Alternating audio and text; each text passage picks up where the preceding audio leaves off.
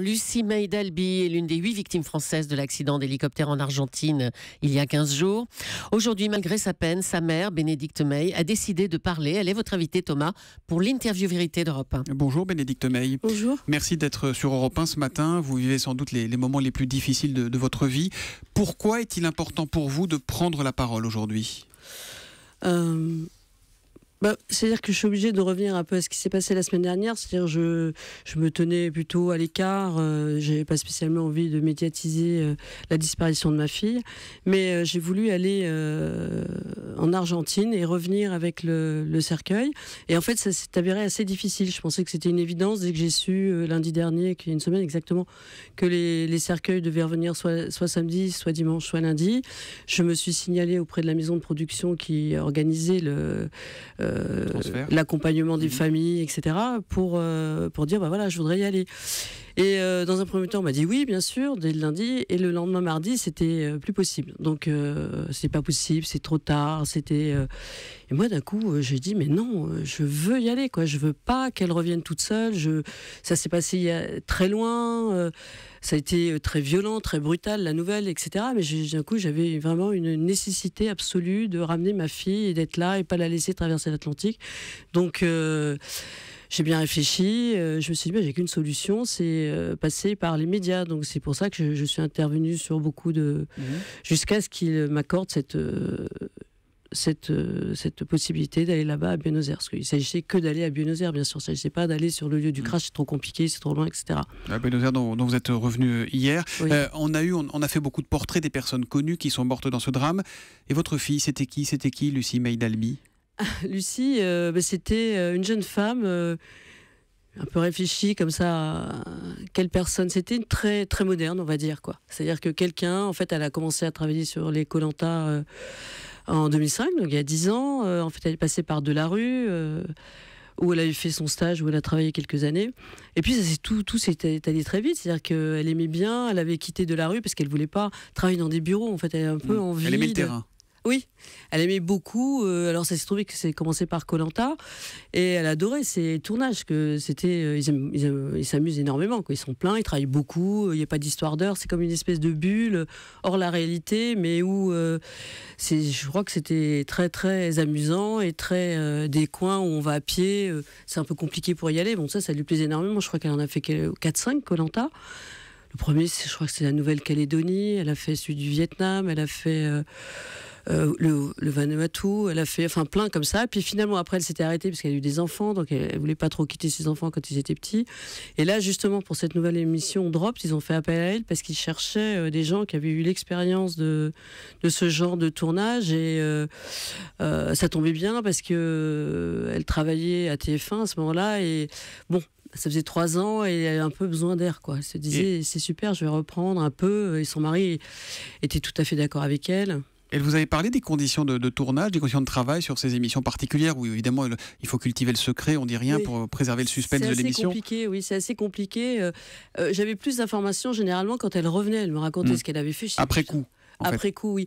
Parce que c'est vrai qu'il y a un énorme secret. Je savais où elle allait aller là, pour cette émission Drop, mais je crois que les candidats ne le savaient pas. Et il faut jamais en parler, il faut pas le dire. Puis après, et je crois que dans Koh-Lanta, en tout cas, ils n'avaient pas le droit de communiquer avec les candidats une fois l'émission terminée. Enfin, vraiment des trucs comme ça un peu compliqués. Mais en tout cas, elle était contente d'y aller à chaque fois. Elle s'y amusait, elle travaillait beaucoup, mais c'était des moments de plaisir. C'est des moments de plaisir, parce que je vous dis, c'est comme une espèce de bulle, puis c'est des endroits compliqués, on peut pas y aller simplement. Donc là, c'est l'occasion, en fait, d'aller quelque part avec un groupe où c'est vrai que c'est dur parce que les textos qu'elle m'a envoyés après la première partie qui était en Patagonie, elle me disait je suis crevée, j'ai marché, ils ont dormi dehors, etc. Et hier à la cérémonie j'ai parlé avec des sportifs, Jeannie Longo, et ça, me disait mais c'était hyper facile pour nous. Alors qu'elles sont pas tout à fait le même âge, elle a 20 ans de plus, Jeannie Longo, que ma fille. Dit c'était hyper facile et c'était pas du tout le cas en tout cas de Lucie, parce que c'est ce qui m'avait d'ailleurs étonné dans cette émission. Je dis mais ils font appel à des sportifs. Bon, je vois bien des sportifs de renom et tout, parce que ils vendent quelque chose de difficile, beaucoup plus difficile que les autres émissions. Je dis mais toi t'es pas spécialement sportive, à part un peu de danse barre au sol, comme ça pour avoir le ventre plat. Le reste, elle faisait pas, quoi. Elle faisait pas de sport. Alors elle s'y est collée, mais sans coach, sans rien. Moi, c'est plutôt cet aspect-là qui m'inquiétait, à vrai dire. J'avais pas pensé à Il y a une polémique qui commence à monter avec les propos du frère de Florence Artaud, Hubert Artaud. Lui met en cause les conditions de sécurité sur le tournage. Est-ce que vous partagez son point de vue ? Alors, moi, je suis juge, hein, donc je n'ai pas tout à fait la même façon de penser que lui. Je pense qu'il y a une enquête qui est en cours. Oui, c'est ma profession. Je pense qu'il y a une enquête qui est en cours et que respectons le temps de l'enquête. Je ne crois pas qu'on puisse, de l'extérieur, dire comme ça, il y a une faute.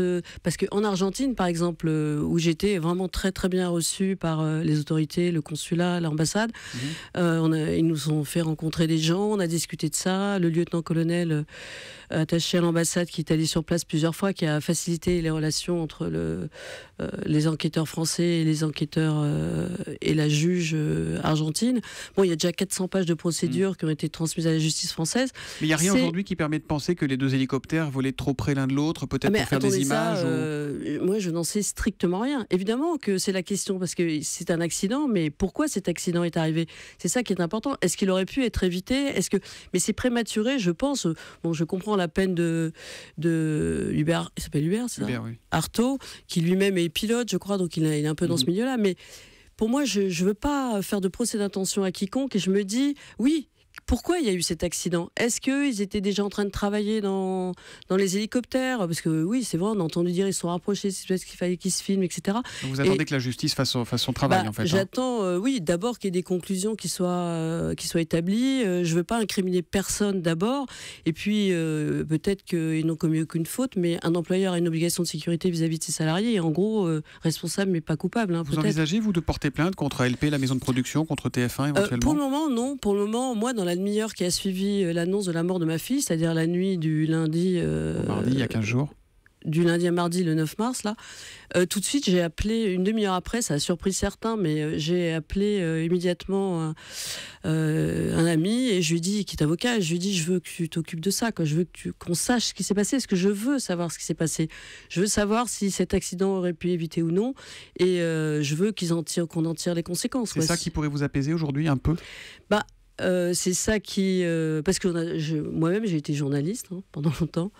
Donc j'ai envie de savoir, j'ai envie de comprendre. Et puis j'ai envie... elle a un mari, elle a 2 enfants qui ont 3 et 6 ans. Ils avaient aussi un enfant de 13 ans du premier mariage de son mari.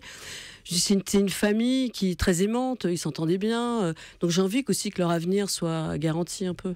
Merci Bénédicte Mail d'être venue en direct sur Europe 1 ce matin. On pense à votre fille, Lucie Mail d'Albi, mais aussi aux 9 autres victimes de ce drame: César Roberto Abaté, Florence Artaud, Juan Carlos Castillo, Édouard Gilles, Brice Guilbert, Volodia Guinard, Camille Muffat, Laurence Basnic et Alexis Vastine. Merci. Je peux rajouter quelque chose, c'est qu'il y a 9 orphelins dans cette affaire et beaucoup de petits.